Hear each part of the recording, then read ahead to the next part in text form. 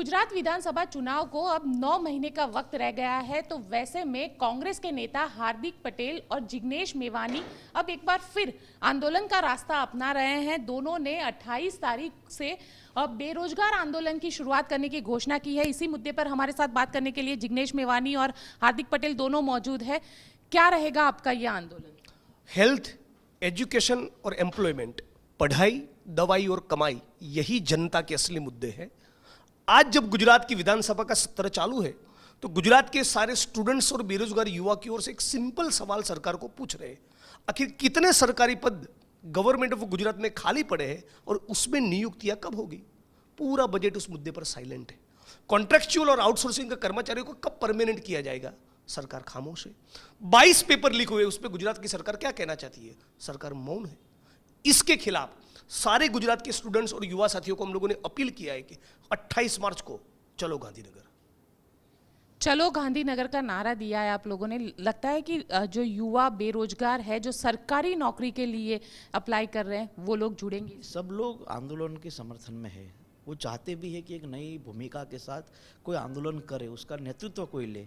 नौजवान उसके नेतृत्व में लड़ने के लिए तैयार है। हमारी दो मांगे हैं कि जितनी भी सरकारी जगह खाली पड़ी उसको आप भर्ती करिए, और दूसरा मुद्दा है कि पेपर लीक पर कोई मजबूत कानून बनाया जाए ताकि आने वाले दिनों में नई पेपर लीक की घटना ना हो। पिछले 2 साल के भीतर गुजरात में 21 पेपर लीक हुए हैं, और गुजरात में अगर कायदे से अगर हम देखें तो 20 लाख से अधिक नौजवान बेरोजगार है। सरकार पिछले 15 दिन से असेंबली चल रहा है, एक भी बेरोजगारी के मुद्दे पर, पेपर लीक के मुद्दे पर, नई रोजगारी के मुद्दे पर कुछ नई बात नहीं कर रही। हमने और जिग्नेश ने तय किया है, साथ में एनएसयू और यूथ कांग्रेस के नेतृत्व में, कि आने वाले दिनों में 28 मार्च को प्रदेश भर से नौजवानों को गांधीनगर में बुलाना है और उनके अधिकारों की बात सरकार के सामने रखनी है। असेंबली चल रही है 31 मार्च तक। हम सरकार से कहना चाहते हैं कि इन 2 मुद्दों पर सरकार अपना फैसला सुनाए। बेरोजगारी के मुद्दे पर आप कितनी रोजगारी देना चाहते हैं आने वाले 8 महीने के भीतर? सरकार चुनाव है, रोजगारी देंगे तो उनको फायदा है ना। चलिए हम राजनीति छोड़ देते हैं, उनको फायदा होगा तो रोजगारी दीजिए आप। और दूसरा मुद्दा है कि असेंबली में कानून बनाइए कि पेपर लीक की घटना अगली बार होगी तो जो भी अधिकारी इसमें शामिल होगा उसको पहले सस्पेंड किया जाएगा और उस पर लीगल कार्यवाही की जाएगी। ये 2 मुद्दे पर हमने ये तय किया है, और पूरे देश के और पूरे प्रदेश के लोग बेरोजगारी के मुद्दे पर एक नई चिंता के साथ खड़े कि कौन लड़ेगा ये लड़ाई। तो हमने और जिग्नेश ने 3-4 घंटे बैठ कर ये तय किया है कि अपने को इस मुद्दे पर लड़ना है ताकि जो भी नौजवान इस मामले में रोजगारी पा सके, उसके लिए तो अच्छा काम हम कर सकते हैं। और हम दोनों ने और कई सारे नौजवान, पूरी टीम बना रखी है हम लोगों ने, इस मुद्दे पर आक्रामकता से 28 मार्च को गांधीनगर में मिलेंगे और इस लड़ाई को पूरे गुजरात में हर नुक्कड़ तक ले जाने का काम करेंगे। जिग्नेश, एक सवाल ये भी है कि पिछले दिनों गुजरात में अगर बात की जाए तो 22 जितने पेपर जो लीक हुए हैं, ये सारे, इसमें से ज़्यादातर जो पेपर्स थे वो गौण सेवा पसंदगी आयोग के ये पेपर है। उनके जो चेयरमैन है उनको बदल दिया गया है, लेकिन आप लोगों की क्या डिमांड है कि उसके जो चेयरमैन, जो पूर्व चेयरमैन थे असित वोरा, उनके खिलाफ लीगल एक्शन लिया जाए? मतलब कि मैं किसी जिले का एसपी हूँ, वहाँ कोई बहुत बड़ा कांड हो गया तो मुझे सिंपल ट्रांसफर कर दो, और कांड के लिए जो लोग रिस्पॉन्सिबल है उनको टच न करो। ये तो कैसे चलेगा? जो भी 22 पेपर लीक हुए उस हर एक पेपर के हिसाब से 5-7 लोग भी यदि आरोपी, अभियुक्त बनते हैं तो सबकी गिरफ्तारी हो। यहाँ तो सरकार जांच बिठाने को तैयार नहीं है।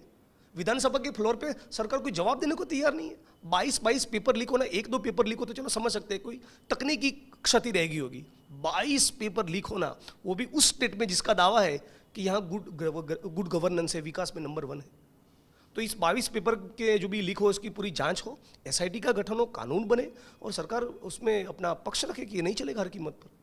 लेकिन हार्दिक, आप क्या कहेंगे? क्योंकि जिस तरीके से पिछले दिनों गुजरात में बेरोजगार और खास करके जो युवा आ रहे हैं, युवाओं के जो मुद्दे हैं और उसको लेकर आप क्या कहेंगे? देखिए, जिग्नेश ने सही कहा कि 22 पेपर लीक हुए, इसमें एक ही आदमी को आपने जिम्मेदार ठहराया है, लेकिन उस एक आदमी ने 22 पेपर के जरिए 50 लाख से अधिक नौजवानों के सपने को रौंद दिया है। ये एक आदमी के जरिए नहीं होता। देखिए, दूसरी बात ये आपके नॉलेज में होनी चाहिए, पूरे देश को ये समझ में होनी चाहिए कि 22 पेपर लीक हुए तो 22 पेपर में कुल एक पेपर में कम से कम 10 से 15 लाख लोग भर्ती के लिए अप्लाई करते हैं।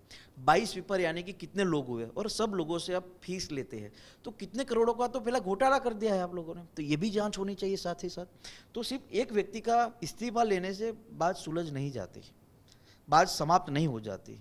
आप लोगों को सारे मुद्दों को लेकर एक ऐसी कमेटी बनानी चाहिए जिसमें जिग्नेश ने और मैंने कहा कि 5 लोग आपके लीजिए, 5 लोग हम नए अधिकारी के नाम देते जो ईमानदार हो, साथ मिलकर इसकी आप जांच कीजिए ताकि जो गलत लोग हैं जिसने नौजवानों के भविष्य को रौंदा है उस पर आप कार्यवाही कर सकें। लेकिन चुनाव आते तभी आप दोनों को ये मुद्दे क्यों याद आ रहे हैं? तो ये आपकी नजरिया है।